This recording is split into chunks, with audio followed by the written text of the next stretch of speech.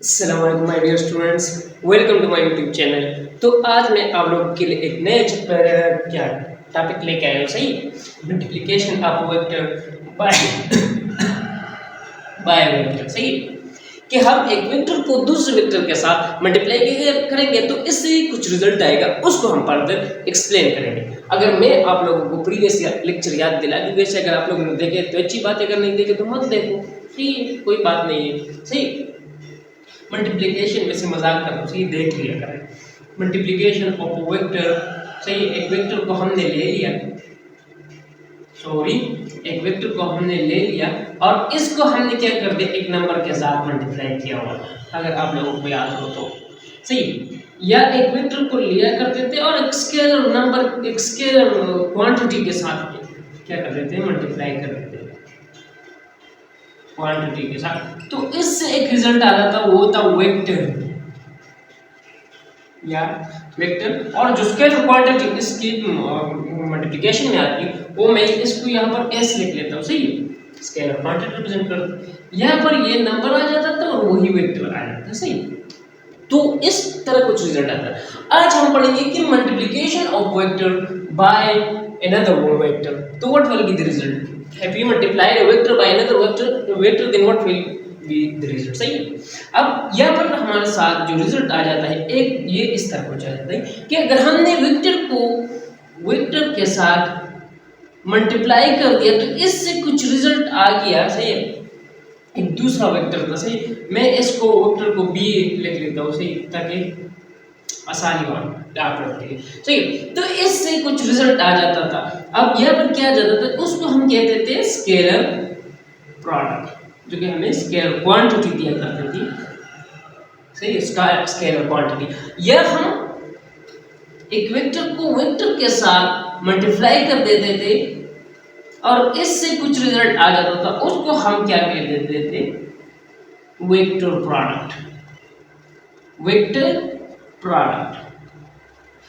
सही, इसको हम डॉट प्रोडक्ट भी कहते हैं, डॉट प्रोडक्ट। मैं ब्रैकेट में लिख लेता हूं, इसको हम कहते थे क्रॉस प्रोडक्ट। अब इसको हम क्या कहते हैं, क्रॉस प्रोडक्ट। तो या तो हमारे साथ ये डॉट प्रोडक्ट आएगी या हमारे साथ ये क्रॉस प्रोडक्ट आएगी। दो रिजल्ट आप लोगों के साथ क्या आएगी। आज हम जो एक्सप्लेन करने वाले हैं वो ये वाले हैं। सही, इन दोनों को हम एक्सप्लेन सिंपली से इसको मैं एक्सप्लेन करने वाला हूँ कि जो वेक्टर को वेक्टर के साथ मल्टीप्लाई करे तो इससे कुछ रिजल्ट आ जाते थे, उसे हम कहते हैं स्केलर प्रोडक्ट। आज हम एक्सप्लेन करने वाले हैं कि स्केलर प्रोडक्ट आपके साथ क्या चीज है, स्केलर प्रोडक्ट। सही, अब स्केलर प्रोडक्ट, हमने एक वेक्टर ले लिया, सपोज करें वो वेक्टर था ए, और इसको हमने b के साथ मल्टीप्लाई कर दिया तो इसने हमें कुछ ये u रिजल्ट दे दिया। सही, A B cos of theta, A B cos of theta. अब क्या था, डायग्रामेटिक फिगर में आप लोगों को समझा दूं कि ये एक वेक्टर था a, ये था b। सही, और इसके दरमियान था ये एक एंगल। अब क्या हुआ, कुछ इस तरह हुआ कि यहाँ पर मैंने एक लाइट यहाँ पर रखी, सपोज करे ये एक लाइट रखी, तो अब क्या हुआ कि इन सारे वेक्टर का, अगर ये वेक्टर कुछ इस तरह है ना, ये मार्कर अगर इसके डायरेक्शन में मैं रख लूं और इसके ऊपर से लाइट रख लूं इसके ऊपर से, तो इसका प्रोजेक्शन इसके बी वेक्टर के ऊपर आएगा, बी वेक्टर के ऊपर आएगा।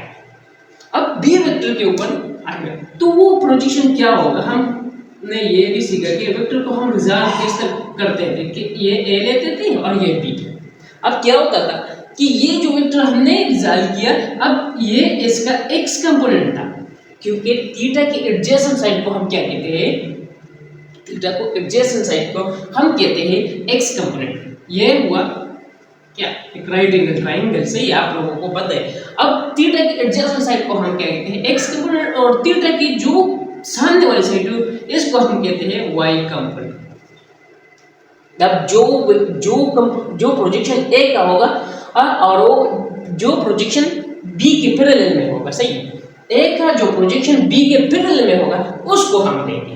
तो सही, मैंने इसको यू लिखा कि A dot B is equal to A X into B, सही, A X into B cos of theta, सही है। इसके साथ में थीटा लिख लिया। अब ये जो था ना एक्स की डायरेक्शन को सिर्फ मैंने सिर्फ ये इसलिए लिखा कि इसके डायरेक्शन में से बी के पैरेलल में से इसको मैंने लिखा, तो इसको मैं यूं भी लिख सकता हूं कि A B cos of theta.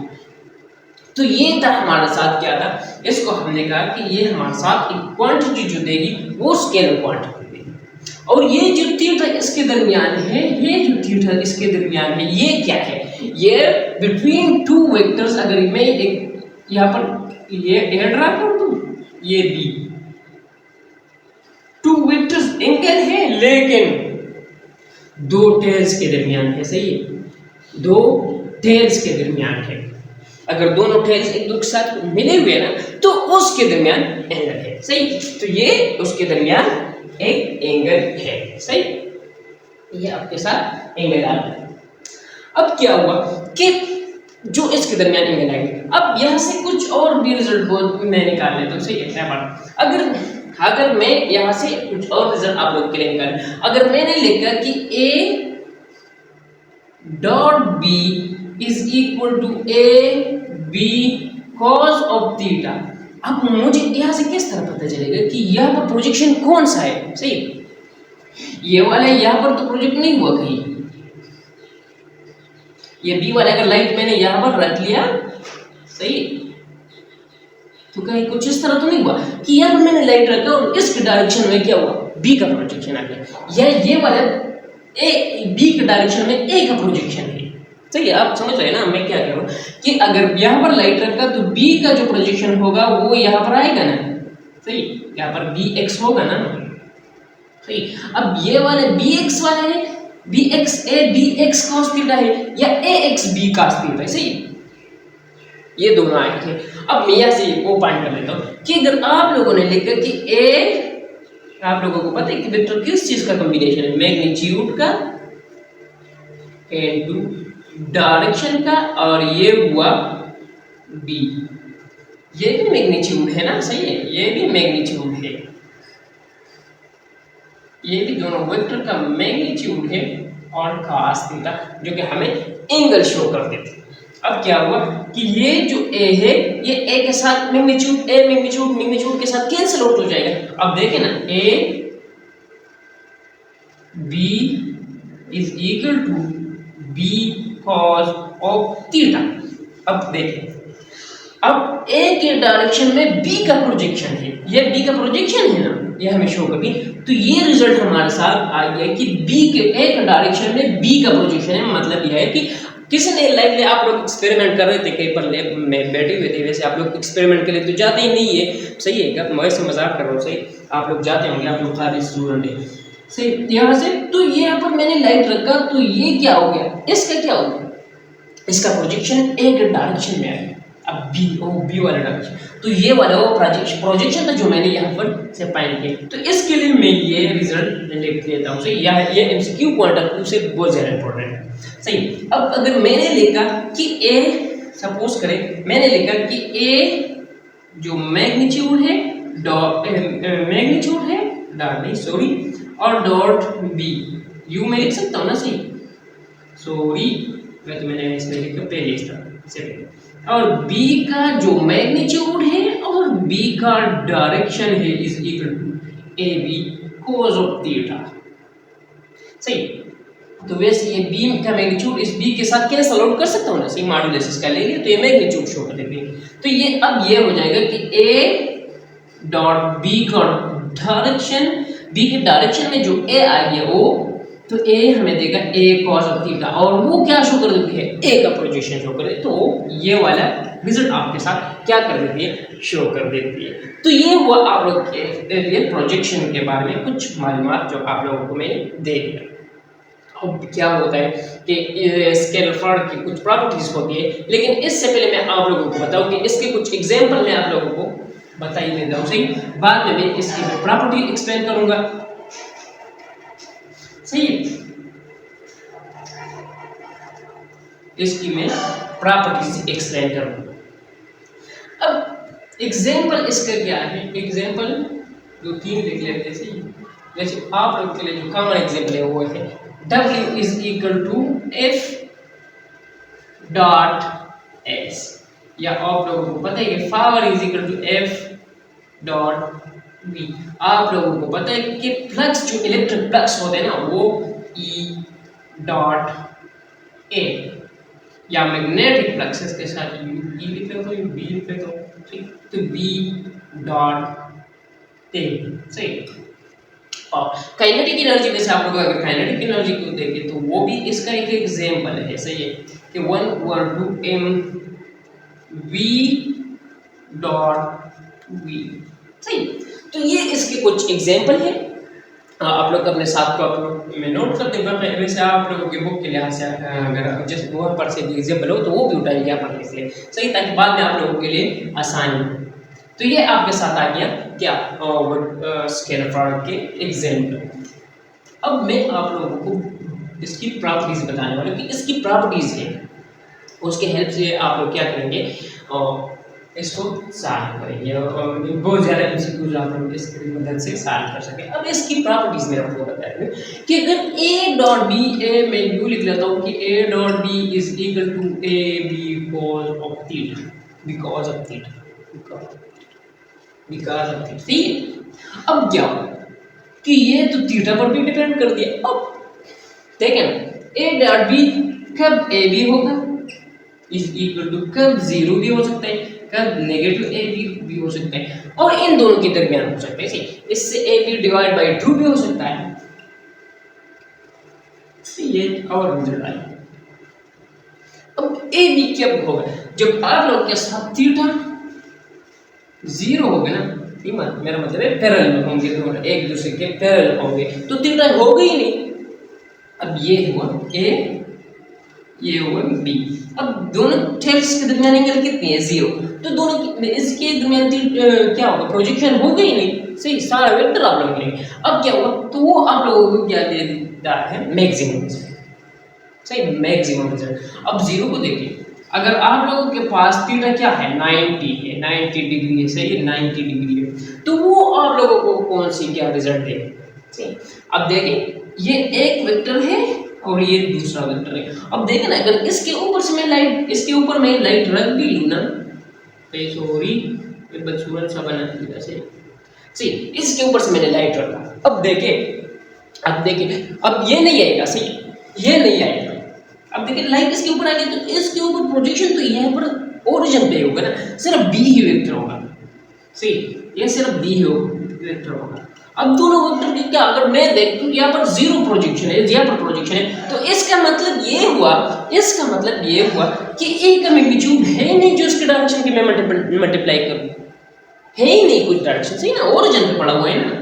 सही, अब ये ओरिजिन पे पड़ा हुआ है। सही, तो अगर 0 को b के साथ मल्टीप्लाई करते, वैसे वेक्टर को वेक्टर के साथ हम मल्टीप्लाई करेंगे। सही, नल वेक्टर आएगा। सही, वो बाद में मैं आप लोगों को समझा देता हूँ। सही, लेकिन इस यह क्या है, b डायरेक्शन में प्रोजेक्शन नहीं है, तो ये जो प्रोजेक्शन नहीं है, तो अगर हम इसके साथ कुछ मल्टीप्लाई नहीं करें, कुछ का मतलब है 0 का मतलब। सही, अगर 0 इसके साथ हम मल्टीप्लाई करें तो हमें क्या रिजल्ट देता है, 0।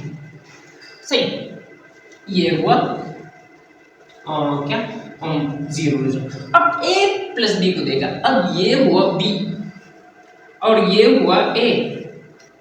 अब देखना यहाँ पर देखिए ये एंटीपैरेलल है। सही, एंटीपैरेलल, लेकिन कुछ रिजल्ट तो देता है ना।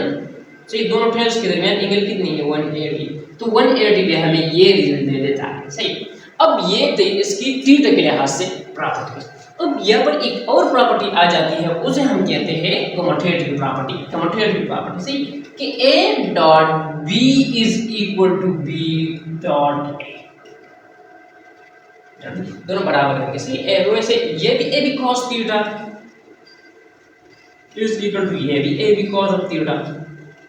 सही, दोनों बराबर है। सही, आप देखना ये दोनों बराबर है, अपन को देख रहे हैं कि ये बराबर ही, यहाँ पर कोई डिफरेंस नहीं। अब इसको मैं आप लोगों को समझा देता हूँ कि ये किस तरह के डायग्रामेटिकली आप लोग इसे समझें। अब देखिए, अगर आपके साथ एक वेक्टर है वो है a, ये है b। अब क्या हुआ कि ये a था और आप में से किसी स्टूडेंट ने कहा कि नहीं सर मैंने तो ए बी के डायरेक्शन में ए का प्रोजेक्शन इसके साथ मल्टीप्लाई करना है, मतलब ए का डायरेक्शन बी के साथ क्या करना है मल्टीप्लाई करें और स्केलर प्रोडक्ट मैंने लेनी है। तो उसने कहा कोई बात नहीं, मैं आप लोग को कोई बात नहीं, सही तो आप लोग ले सकते थे। तो इसके ऊपर से प्रोजेक्शन आएगा, ये हुआ 90 डिग्री, ये हुआ थीटा। तो इसके एडजेसेंट साइड में क्या आएगा एक्स कंपोनेंट। तो मैं यहाँ पर ये लिख लेता हूँ कि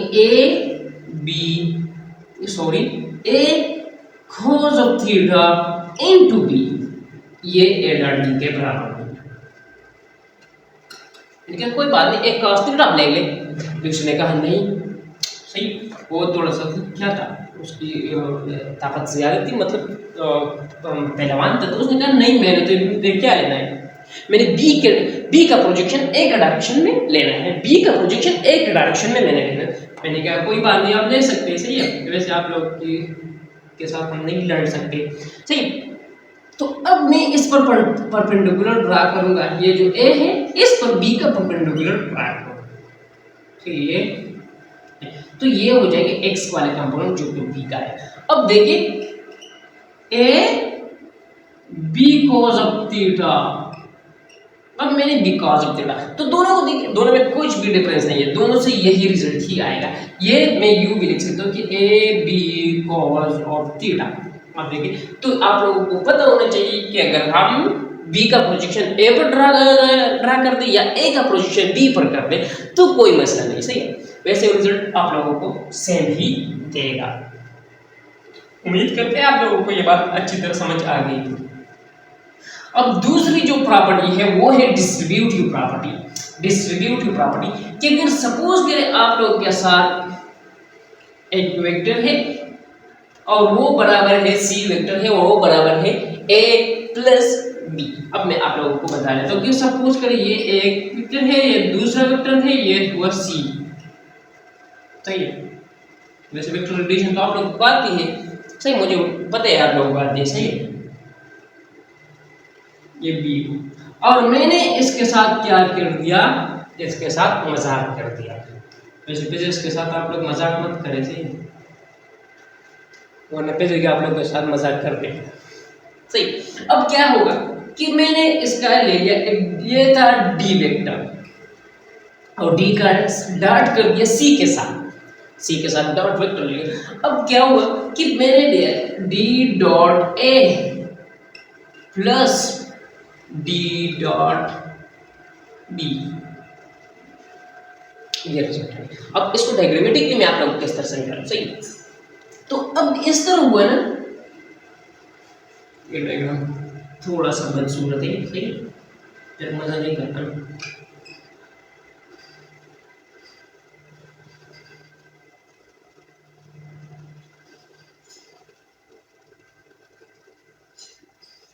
अच्छा जी, तो ये ए हुआ, ये बी हुआ, इसके ऊपर एरो ड्रा कर लिया करें। और ये आपके साथ क्या किया सी, ये आपके साथ सी। अब देखो डी डॉट सी तो क्या आएगा, यहाँ पर प्रोजेक्शन ड्रा करनी है ना, आप लोगों ने ड्रा करनी है ना।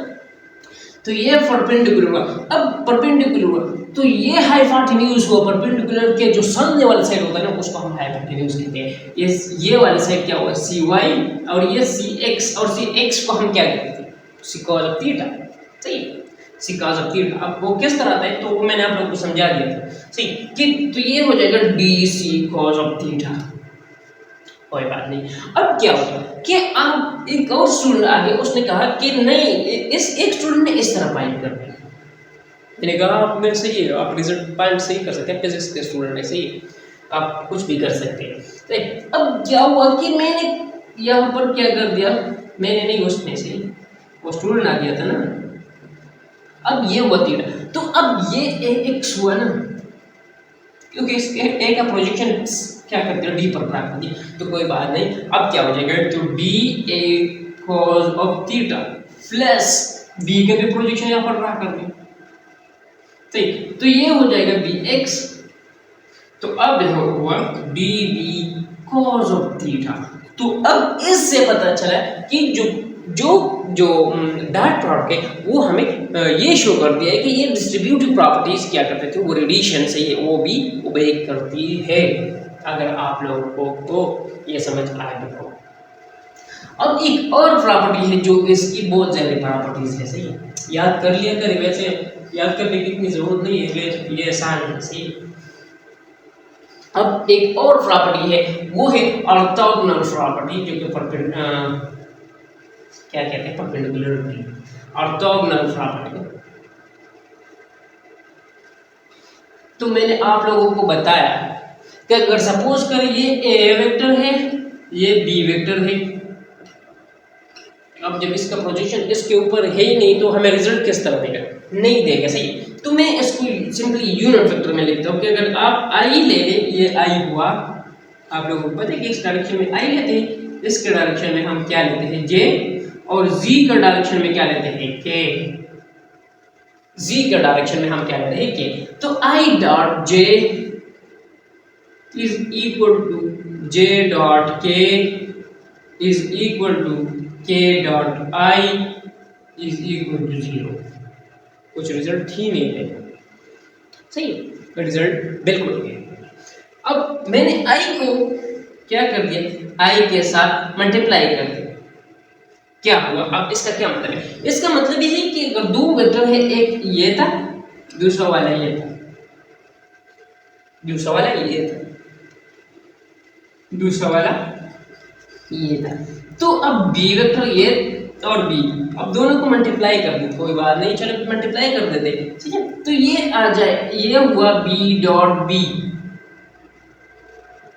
तो ये हो जाएगी b b cos of theta, और ये बी बी क्या हो जाएगा, बी स्क्वायर, और काज इसके दरमियान एंगल कितनी है, 0, तो ये इसका रिजल्ट हो जाएगा बी स्क्वायर। तो ये स्क्वायर के बराबर होता है, ठीक, ये बी स्क्वायर के बराबर, ये होता है ना, ये बी स्क्वायर के बराबर होता है। तो अब ये बी स्क्वायर के बराबर है, तो ये भी आई डॉट आई में दो वेक्टर है और दोनों के दरमियान थीटा कितनी है, 0, तो ये j dot j is equal to k dot k is equal to what, 0 आप लोगों को देगा। तो इससे मतलब ये हुआ कि जो ऑर्थोगोनल प्रॉपर्टीज है वो क्या करती है, वो डॉट प्रोडक्ट ओबे नहीं करती, वो ओबे नहीं करती। अब मैं आप लोगों को थोड़ा और भी समझा देता हूँ, सही, कि क्या हुआ कि ए डॉट बी आप लोगों के साथ क्या आया, 0 आया। तो इसमें कंडीशन है, या तो ए बी के क्या है, परपेंडिकुलर है, सही, परपेंडिकुलर है, या जो ए वेक्टर है वो नल वेक्टर के बराबर है, मतलब 0 है, ठीक, या बी जो है वो भी 0 के ही बराबर है, 0 के ही बराबर है, सही। अब देखा, तो अगर इनमें से दोनों वेक्टर में से 0 हो, या इसके परपेंडिकुलर हो, या क्या हो, ए भी नल वेक्टर के बराबर हो, और and b is also equal to null vector. तो अब ये आप अपने साथ नोट करते हैं, ये नोट करने वाली बात है कि ये कंडीशन हो सकती है, तब ए डॉट बी क्या हो सकता है, 0 हो सकता है, ठीक, 0 ऑर्थोगोनल प्रॉपर्टीज में से ये क्या हो सकता है, 0 हो सकता है। अब एक और प्रॉपर्टी है इसकी, आप लोग कहेंगे कि इसकी तो बहुत ज़्यादा प्रॉपर्टीज है, लेकिन मैं आप लोगों को इसलिए करवा रहा हूँ ताकि आप लोगों को ये वेक्टर प्रोडक्ट का स्केलर प्रोडक्ट अच्छी तरह समझ आ जाए, सही। वैसे मैंने इससे पहले 3-3 मिनट या 4-4 मिनट की वीडियो अपलोड की हुई है, लेकिन इसमें मसला ये है कि आप लोग क्या करते थे, आप लोग तो वीडियो पे रहते नहीं ना, इसलिए हम लंबी वीडियो नहीं बना सकते, सही। लेकिन बस आज के बाद मैं बनाऊंगा, इसलिए अगर आप लोग देखे या नहीं देखे वो आप लोगों की मर्जी, सही। वैसे आप लोग देख करें, जिससे हमें भी फायदा होता है आप लोगों को, सही। अब क्या हुआ कि ये प्रॉपर्टीज इसके आ गए, तो और अच्छा जी, अब कंपोनेंट्स फॉर्म में हम क्या कर देते हैं, कंपोनेंट्स फॉर्म में हम वेक्टर प्रोडक्ट ड्रा कर देते हैं कि आप अगर एक वेक्टर है और उसका कंपोनेंट है ए एक्स आई प्लस ए वाई जे प्लस ए जी के मतलब जेड के। अब क्या हुआ, अब एक वेक्टर है, सही, और यहाँ पर 3 डायमेंशन में पड़ा हुआ है, 3 डायमेंशन में पड़ा हुआ है, वैसे मैं ड्रा नहीं कर सकता, सही, यू कर सकता हूँ, सही, कि ये वाई हुआ, सही, ये वाई पर, ये क्या हुआ, ये वाले जो कंपोनेंट है जेड, ये जेड हुआ, ये क्या हुआ एक्स। अब ये वेक्टर यहाँ पर इस तरह पड़ा हुआ 3D क्या है स्पेस में पड़ा हुआ, तो क्या होगा कि इसका प्रोजेक्शन आएगा नीचे, सही। अब ये हुआ थोड़ा सा इस तरह चल रहा है, अब यहाँ पर प्रोजेक्शन ये वाला, ये x था तो ये x हुआ, ये y हुआ, सही। इसके ऊपर क्या हुआ फिर होगा, लेकिन वो मैं ड्रा नहीं कर सकते, मैंने आप लोग को पहले बताया कि वो z, वो मैं ड्रा नहीं कर सकता, सही। तो वो z हुआ। अब ये वेक्टर ना, इसका प्रोजेक्शन x की डायरेक्शन में, y की डायरेक्शन में और z की डायरेक्शन में भी होगा। मतलब ये है कि इसके डायरेक्शन में, अब मैं यहाँ पर ये इसका प्रोजेक्शन किस तरह ड्रा करूँ, सही। इसका प्रोजेक्शन तो मैं ड्रा नहीं कर सकता ना, इसका प्रोजेक्शन तो मैं ड्रा नहीं कर सकता, सही है, कोई बात नहीं। चलिए a वेक्टर हुआ तो इस तरह मैंने b भी ड्रा कर दिया और दोनों वेक्टर का प्रोडक्ट ले लिया कि a dot b is equal to axi, सही, axi plus ayj plus azk, सही। अब मैंने इसको डॉट कर दिया bxi byj bzk। अब इससे कुछ रिजल्ट आ गया कि मैंने इसको इसके साथ भी मल्टीप्लाई कर दिया, इसको इसके साथ भी मल्टीप्लाई कर दिया और इसको इसके साथ। अब मैं डायरेक्ट लिखूंगा क्योंकि टाइम बहुत ज्यादा शॉर्ट है। तो जो x कंपोनेंट को x कंपोनेंट के साथ ऐड कर दिया तो क्या आ गया, इससे पहले मैंने आप लोगों को बताया कि इन दोनों के दरमियान थीटा कितनी होगी, अगर ये y है ये x है और इस कंपोनेंट को इस कंपोनेंट के साथ मल्टीप्लाई कर दिया तो क्या आएगा स्क्वायर प्रोडक्ट, लेकिन ये पर वेक्टर अलग है, इसलिए हम मैं लिख दूंगा कि ax सॉरी ax bx, सही। cos थीटा तो cos 0 है, का 0 है और का 0 1 के बराबर है, प्लस अब अगर y के साथ x का मल्टीप्लाई कर दे तो थीटा कितना है cos के दरमियान 90, और 90 किस चीज के बराबर होगा, इस तरह होगा ना ax by, तो ये होगा ax इसके दरमियान डाल लेंगे ax by cos 90 और cos 90 किस चीज के बराबर है, तो ये फ्रंट 0 हो जाएगा, इस तरह z भी 0 होगा। इस तरह जो सेम कंपोनेंट है वो इसके साथ मल्टीप्लाई करें तो आपके साथ क्या आएगा ay by plus az bz। तो ये रिजल्ट आप लोगों को देखा कंपोनेंट्स फॉर्म में, आप लोग याद रखा करें, सही। कंपोनेंट्स फॉर्म में आप लोग क्या करें, ऐसे याद रखिए कंपोनेंट्स, ये भी बहुत ज्यादा अहम है आप लोगों के साथ, सही। अब ये आपके साथ रिजल्ट आ गया, अब मैं आप लोगों को करवाने वाला हूँ, सही, कि अब के साथ ये आ गया। अब मैं a डॉट b को u भी लिखता था कि a b cos of theta, इससे पहले करवा दिया, और इसको अगर कंपोनेंट फॉर्म में लिखूं तो ax bx plus ay by plus az bz, दिख रहा है आपको z। तो यहां से मैं थीटा भी निकाल सकता हूं कि cos theta is equal to ax bx plus ay by plus az bz divide by a, ये वाला a, सही। तो ये रिजल्ट आप लोगों के साथ क्या आता था, कुछ इस तरह आएगा। तो ये आप लोग थीटा के लिए याद रखा करें, सही है। वैसे मैं आप लोगों को कल या परसों एक्सक्यूज करवाऊंगा इस पर, तो फिर आप लोगों को ये बात अच्छी तरह याद होनी चाहिए। अगर आप लोग ये बात याद नहीं होगी तो फिर आप लोगों को एमसीक्यू भी अच्छी तरह समझ नहीं आएगी। पार्ट 2 में मैं करूँगा, सही है। वैसे इतनी आसान नहीं है फिजिक्स, सही, लेकिन मैं कोशिश करूँगा कि ताकि आप लोगों के लिए आसान से आसान तक बना दें।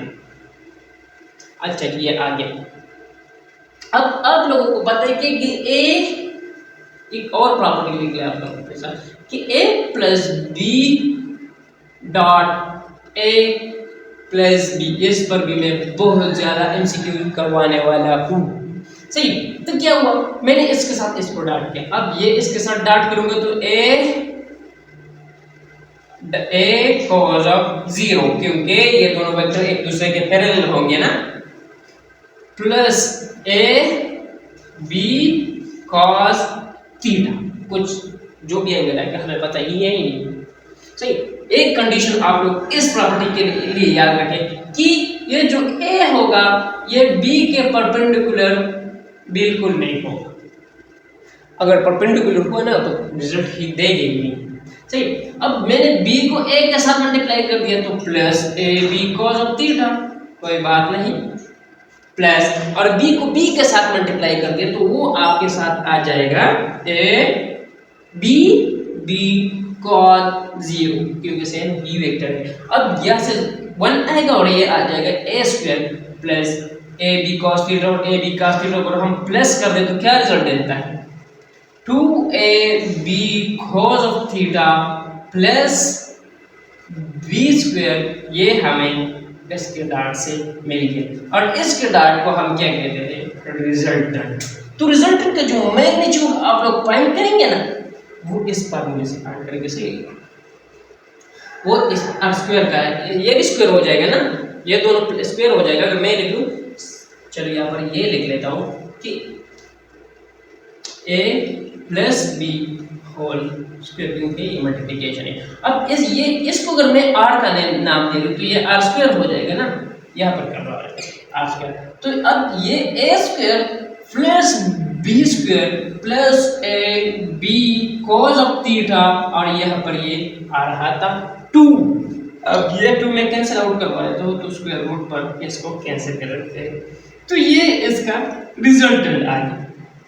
अब मैंने आप लोगों को बहुत ज़्यादा अच्छी पॉइंट्स आप लोगों को दे दिए। आप लोगों ने क्या करना है, इसको नोट करना है और क्या करना है, इसको 1 घंटे तक देखना है। ये लेक्चर देखने के बाद आप लोगों ने दोबारा से देखना है ताकि आप लोगों को ये अच्छी तरह समझ आ जाए। बस आज के लिए आप लोग के साथ इतना ही शेयर करना था। मैं कल क्या करूँगा, कल तकरीबन इस पर MCQ करवाने वाले हूँ, सही है, ताकि आप लोगों को रेडी रहे और तैयार रहे।